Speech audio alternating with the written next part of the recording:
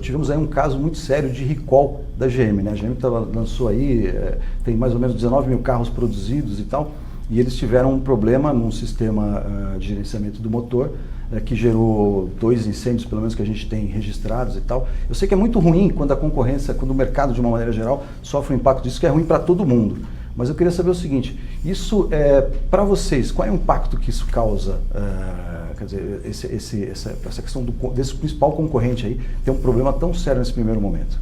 Bom, eu trabalhei na indústria automotiva dentro de uma montadora durante 23 anos e posso dizer que houve uma evolução muito grande da indústria automotiva de 1, 2 décadas para cá, né? A velocidade que um recall como esse foi identificado e foi trazido a público mostra que há uma transparência e uma preocupação. Isso cria um transtorno de imagem? Cria. Não só para a própria marca, mas para as montadoras, porque o consumidor acaba falando, nossa, nossos carros não têm qualidade, e não é verdade. Né? Nossos carros têm qualidade sim, como foi dito aqui pelo Ángel, existe sim uma preocupação maior, menor, ou seja, na entrega desse produto ao consumidor final, e essa estratégia que a gente acabou de ouvir aqui de testar 100% é uma coisa diferente, uma coisa que realmente dá mais tranquilidade, porque quando você submete o carro a trepidações, a uma situação de teste, de avaliação, você consegue detectar talvez uma anomalia como essa e evita que antes que o produto esteja colocado à venda, você possa se precaver.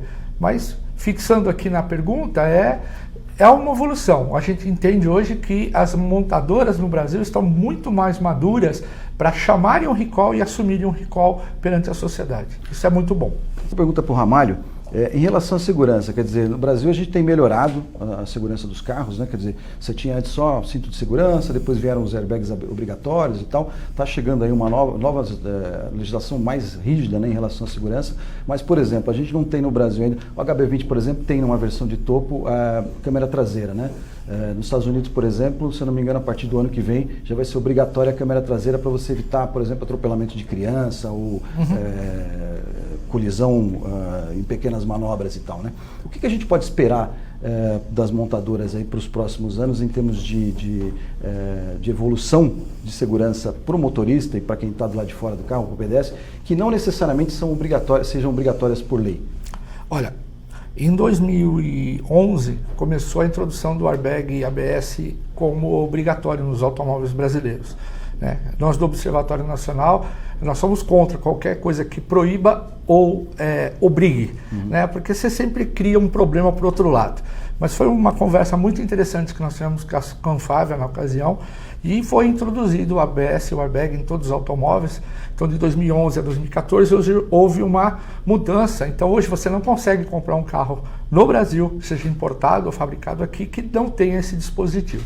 Com isso fez com que o preço caísse desse componente. Então hoje esses dispositivos têm um valor agregado muito grande em termos de segurança e pouco impacto financeiro na sua oferta, né? O 2018 já introduzimos a questão do ISOFIX, que é o sistema de fixação de cadeirinha, para facilitar a colocação e a retirada da cadeirinha, mas mais do que isso, dá realmente uma segurança à criança, porque a atual cadeirinha fixada com cinto de segurança, a gente mesmo percebe que ela não tem uma fixação correta e pode causar uma lesão numa criança no impacto de uma velocidade um pouco maior.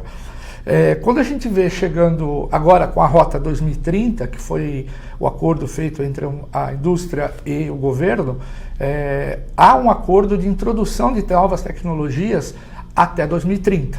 Okay. E pelo que eu vi aqui, fiquei muito contente de saber, a Hyundai saiu na frente, né? Esse é o modelo melhor, né? Quando a indústria puxa, ou seja, uma montadora se coloca à frente das outras, oferecendo esse produto, e aí as demais vêm atrás, né? Então isso é muito legal, melhor do que você obrigar a ter esse componente. E a frenagem autônoma certamente vai ajudar bastante, porque a principal causa de colisões traseiras, seja urbanas ou rodoviárias, são as colisões traseiras, né, e que trazem um dano muito grande. E principalmente para o próprio seguro. Tem um impacto colateral bem interessante. As colisões para efeito de seguro, a maioria são colisões traseiras. A hora que você diminui esse tipo de colisão, você tem uma oferta de seguro mais agradável para o consumidor, né? Porque se você tem muita colisão, o preço aumenta. Então essa é uma notícia muito positiva, né? E existe já um calendário, né, que a indústria está preparando até 2030 dentro desse projeto para que seja introduzida novas tecnologias no automóvel. Se você pegar o tripé via, veículo e pessoa, né, a questão dos veículos é o que o Brasil mais evoluiu, é o que o Brasil tem mais uma condição muito próxima ao dos países desenvolvidos, ou seja, a tecnologia no automóvel. O que nós estamos avançando agora é a questão das rodovias. Temos um projeto chamado Rodovias que Perdoam para introduzir tecnologia, porque se o ser humano falhar, a rodovia absorva isso e você não precisa pagar com a sua vida aquela falha que humana, e principalmente numa sociedade onde a nossa formação do condutor é muito ruim, muito precária. Nós somos adestrados a tirar habilitação, esse é um fato. Nós decoramos placa e pouco sabemos dos riscos, né, de percepção de risco ao dirigir um automóvel. Então isso é muito bem-vindo. E o terceiro eixo, que é o fator humano, que é isso. Nós estamos tentando introduzir uma nova formação do condutor, uma maneira diferente de ensinar a pessoa a dirigir. Eu quero aproveitar esse finalzinho, para mim é um grande prazer receber vocês aqui. Eu queria que vocês deixassem uma mensagem, cada um de vocês, aí, a respeito dos assuntos, enfim. Olha, falando um pouquinho do que nós abrimos nosso bate-papo, aproveitar a audiência do projeto do Estadão, falar para o consumidor para que ele faça o recall. O recall é importante. Hoje o índice de recall é muito baixo no Brasil, em torno de 40% a 50%. O próprio governo criou mecanismos para que o próximo ano você não consiga transferir seu carro sem que ele seja realizado o recall. Então o recall é muito importante e é um crime você vender o seu carro sem realizar o recall, principalmente porque a família que está comprando esse carro desconhece esse recall, porque você foi comunicado, né? E isso é muito perigoso. Então, já que a montadora está avisando, né, comunicando esse recall, que ele seja executado. Essa é uma informação importante. Muito bom. E obrigado pela oportunidade. Eu que agradeço.